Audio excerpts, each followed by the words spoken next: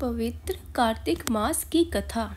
भक्तों, आज हम सब कार्तिक मास की पवित्र कथा सुनने जा रहे हैं। कार्तिक मास जो भगवान विष्णु को अत्यंत प्रिय है, हम सबके जीवन में शुद्धता, भक्ति और शांति का संदेश लेकर आता है। इस मास में की गई भक्ति और सेवा भगवान के अनंत आशीर्वाद को प्रदान करती है। कार्तिक मास की पवित्र कथा का आगमन हम भगवान विष्णु के चरणों में श्रद्धा और प्रेम के साथ कर रहे हैं।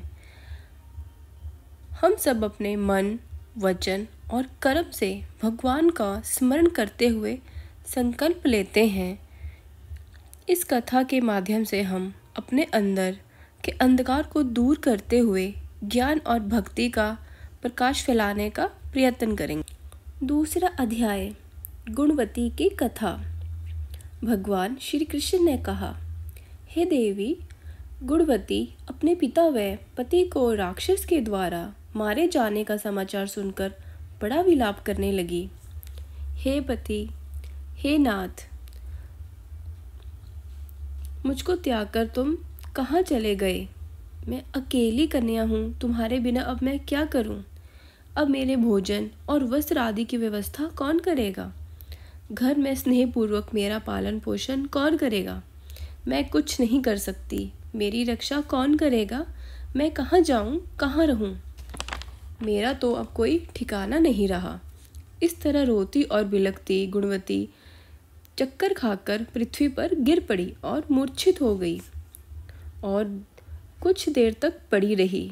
और फिर जब होश में आई तो पूर्ववत अत्यंत करुण विलाप कर शोक सागर में डूब गई। जब कुछ संभली तो उसे ध्यान आया कि मेरे पिता तथा पति की मृत्यु के पश्चात उनकी क्रिया करनी चाहिए जिससे उनकी गति हो सके। अतः उसने अपने घर की सारी वस्तुएं बेच दी। उनके बेचने से जो पैसे मिले उससे उसने अपने पिता और पति की श्राद्ध आदि की क्रिया की। फिर वह उसी नगर में रहती हुई भगवान विष्णु की भक्ति में आठों पहर रहने लगी। उसने जन्म से लेकर मृत्यु तक नियम पूर्वक सारी एकादशियों के व्रत और कार्तिक महीने में उपवास तथा व्रत किए। हे प्रिय, ये एकादशी और कार्तिक व्रत मुझको बड़े ही प्यारे हैं। मुक्ति, भक्ति, पुत्र तथा संपत्ति को देने वाले परम पवित्र हैं। जो मनुष्य कार्तिक मास में जब तुला राशि पर सूर्य आता है तो सवेरे उठकर स्नान करते हैं, व्रत व उपासना करते हैं, वे मुझे बहुत ही प्यारे हैं। क्योंकि यदि वो बड़े पापी भी हों तो भी स्नान व व्रत के प्रभाव से उनको मोक्ष की प्राप्ति हो जाती है। जो मनुष्य कार्तिक में स्नान, जागरण, दीपदान तथा तुलसी के वृक्ष की रक्षा करते हैं, वह साक्षात विष्णु भगवान के तुल्य हैं। जो मनुष्य कार्तिक मास में मंदिर में झाड़ू लगाते हैं और स्वास्तिक बनाते हैं और विष्णु पूजा करते हैं, वह जीवन मुक्त हो जाते हैं। यह सुनकर गुणवती भी प्रतिवर्ष मन लगाकर कार्तिक का व्रत और भगवान विष्णु का पूजन करने लगी। हे प्रिय, एक बार जब वह ज्वर से ग्रस्त थी और दुबली हो गई थी, फिर भी किसी न किसी प्रकार गंगा स्नान के लिए चली गई। गंगा तक पहुंची भी, किंतु शीत के मारे वह बुरी तरह कांप रही थी। वह एकदम शिथिल हो गई। तब वह मेरे दूतों के द्वारा मेरे धाम में आई। उसके पश्चात ब्रह्मा आदि देवताओं की प्रार्थना पर जब मैंने कृष्ण का अवतार लिया तो उस समय मेरे गण भी मेरे साथ आए। वह सब इस पृथ्वी पर यादव बने। तुम्हारे पिता, जो कि पूर्व जन्म में देव शर्मा थे, इस समय सत्राजित हैं। पूर्व जन्म में चंद्र शर्मा, जो तुम्हारा पति था, वह आकू है। और हे भामिनी, तू ही वह गुणवती है। यह कार्तिक व्रत का ही प्रताप है जिसे तू मेरी अर्धांगिनी बनी है। पूर्व जन्म में जो तुमने मेरे मंदिर के द्वारे पर तुलसी का पौधा लगाया था, वह इस समय तेरे महल के आंगन में कल्प वृक्ष के रूप में खड़ा है।